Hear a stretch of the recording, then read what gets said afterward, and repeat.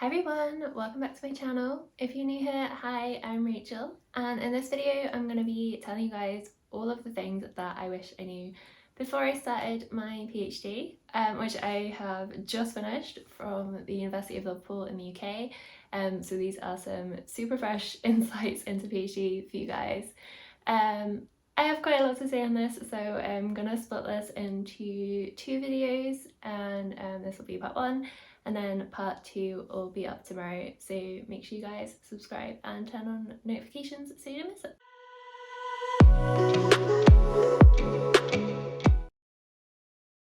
So a PhD is all about doing your own independent research from scratch. You're working with primary sources yourself, you're doing your own experiments, everything you need to know you have to go and find for yourself.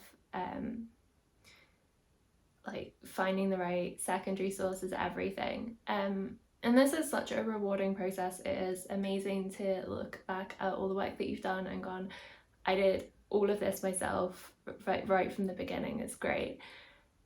But one of the things that I found quite soon into my PhD was that sometimes I really just missed like a good old standard lecture. I really just missed someone standing in front of me and just telling me all of the information that I needed to know without having to end up down some kind of research rabbit hole looking for one thing to put in one sentence. But then one of the ways that I made up for not having this type of learning as part of my PhD program itself was to kind of go and find it elsewhere. So during my PhD, I attended a lot of conferences and seminars where I would then just get that experience that I felt I was missing, of just somebody talking you through information on a certain topic. That was something that I just liked from time to time, to not have the pressure all on myself to find out all of this information. And these topics that are in like conferences and seminars that other researchers are talking about, it's kind of unlikely to be directly related to your PhD. Your PhD is supposed to be a unique piece of research, so nobody else is really going around talking about it. So everything that you hear in seminars might be slightly related, but is not going to be exactly your research. But it is just nice sometimes to just hear about other topics, hear about what other researchers are doing, and you can learn from what other people are doing in the methodology and use that to benefit you with your own research. And honestly, it's just nice to sit there and let someone give you all the information for once. So a PhD kind of by default is quite a lonely process. You're doing independent research that nobody else is doing. It's not like when you're in a taught undergrad program where everybody's kind of writing the same essays. No one is working on the same thing as you. And other than meeting with your supervisor about once a month, you don't really have any other scheduled contact time. So you can really end up feeling like you're just completely on your own sometimes. And loneliness and feeling alone and isolated are things that are really quite common in PhD students.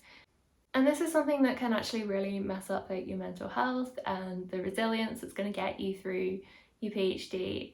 So you really need to find things and people that are going to help you to deal with this and to make you feel less like you're completely on your own.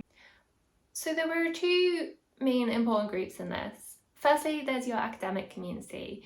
You want to be interacting with other people who are going through or have been through the same sort of PhD process, and you want to be interacting with people who have similar research interests to you. So this can give you people to discuss your research with, and as well as kind of making your thesis more well-rounded because you've got different people's kind of opinion on your work. It can also just give you someone to talk through your problems with who will actually understand what you're talking about. And this can give you new ideas and really helps lessen the pressure of feeling like you're doing your thesis all on your own. And if there's something that you're particularly struggling with within your PhD in general, or even if you just want to vent about it for a little bit, it's really good to be surrounded by other PhD students or people who've recently done a PhD, because they're really likely to understand where you're coming from, and they might even have had the same problems themselves, so they're more likely to be able to help. So where do you find these people? Well, you kind of have to put yourself out there a little bit. You'll have other PhD students around you if you're in a shared office, and you can also get involved in sort of department activities with seminars and conferences. Like every conference that you attend is a really good opportunity for networking with similar researchers in your areas and with other PhD students. You might go on research visits where you'll meet other people. Maybe your university has a society just for PhD students or postgraduates. There are loads of places that you can meet people with similar academic interests to you. But the most important thing is just to get involved with anything that interests you, because you'll end up meeting people that share those interests and developing your academic community. And as another benefit, you'll probably get loads of stuff to put on your CV. The other thing you want to be doing is making sure you have a good support system outside of academia. So with your family or your friends or your partner or whoever, having a really good support system outside of kind of your academic work is really going to help with any feelings of loneliness and isolation that you get from your PhD. And spending time with your friends and family doing activities that have absolutely no relation to academia or your PhD work is really good for de-stressing and just relaxing and switching off from your PhD. I honestly cannot stress enough how important time management is while you're doing a PhD, both for the success of your thesis, but also for your own sanity, to be honest, and just to stop you getting burnt out and overwhelmed by it all. So during your PhD, you have to write a thesis that's usually around 80 to 100,000 words, and this, yes, you kind of get several years to do this, but this is really not something you can leave to the last minute, and this is not something that you can write before the night that you're going to submit. So you need to be managing your time and making sure that you're working on your thesis and making progress throughout the whole time that you're a PhD student. And different methods of time management will work for different people, so it's a good idea to spend a bit of time working out what works best for you so that you can make the progress that you need to be making. And this is especially important if you're doing any other activities alongside your PhD thesis, which you probably will be at some point during your PhD. So if you're doing any teaching or you're giving conference presentations, or maybe you're doing part-time work alongside your thesis, time management is going to be really important to help you balance everything that you end up doing. Scheduling your time properly will make your life a lot easier and will prevent you from getting burnt out from having to do too much at once. So for me, I scheduled my time so that I treated my PhD kind of like a job, like a 9 to 5. So I would work on my thesis during the daytime, usually around 9 to 5, but a bit flexible with this.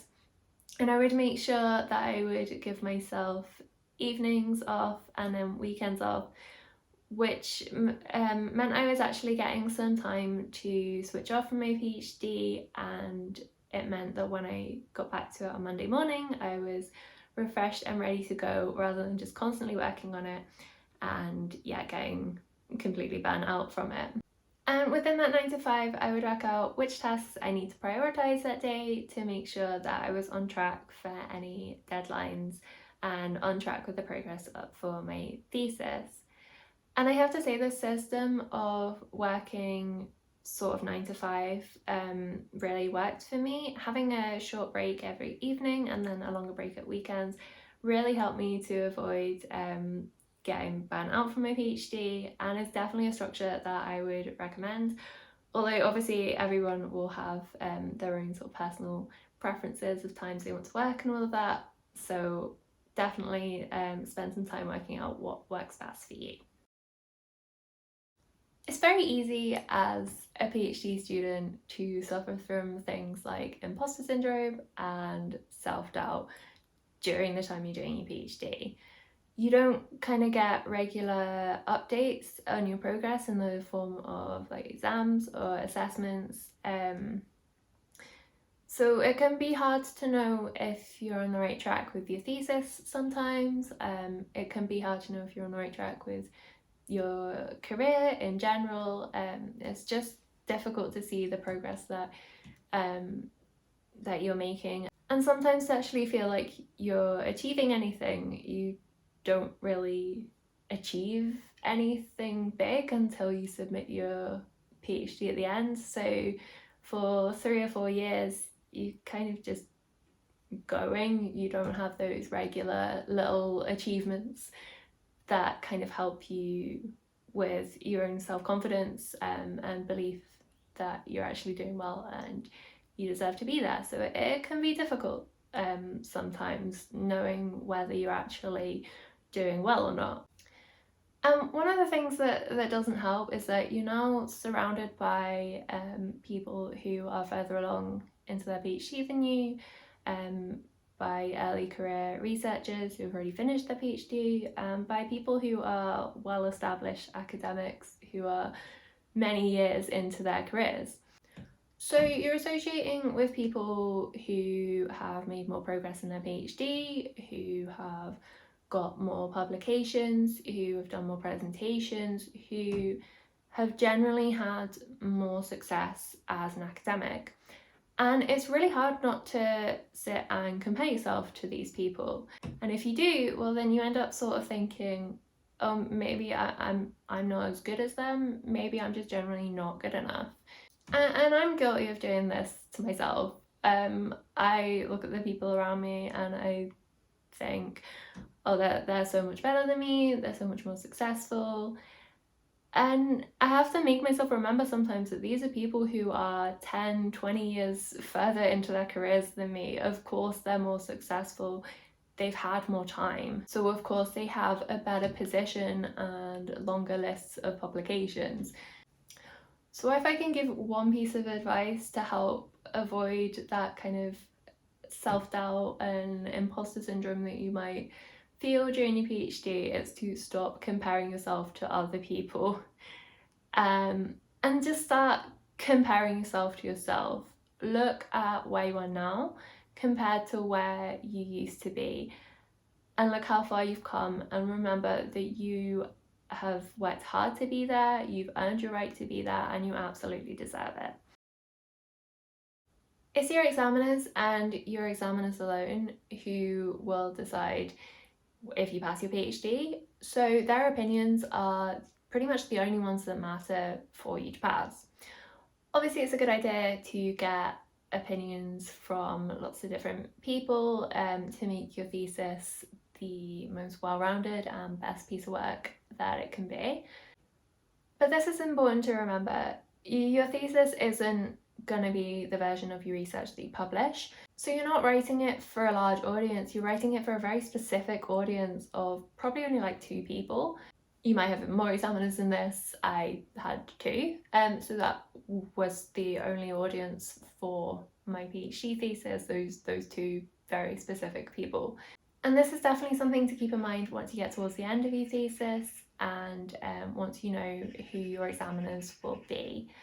You can take a look at their previous work that they've done, especially where it relates to yours, and look at their academic opinions in your research niche. And you don't necessarily have to agree with their particular opinions on a specific thing in your research. But if you know there's something that they're going to disagree with, it might be a good idea to add in a bit of extra justification in your thesis for what you're saying. And it's also not a bad idea to reference some of the things that they've written, especially since they will be experts within your kind of area of research, so they are likely to have written something of relevance. But it might also just butter them up a bit to see that you've referenced their work. And this is also something to remember if you get the option to choose who your examiners are going to be, or if you get any input into who they're going to be. You need to remember that it's their opinions which are going to matter for whether you pass your PhD. So you don't want to be choosing people who are likely to disagree with everything you said. So those are the first 5 things that I wish I knew to expect before starting my PhD. Part 2 will be out tomorrow, so don't forget to subscribe so you don't miss it, and I'll see you tomorrow.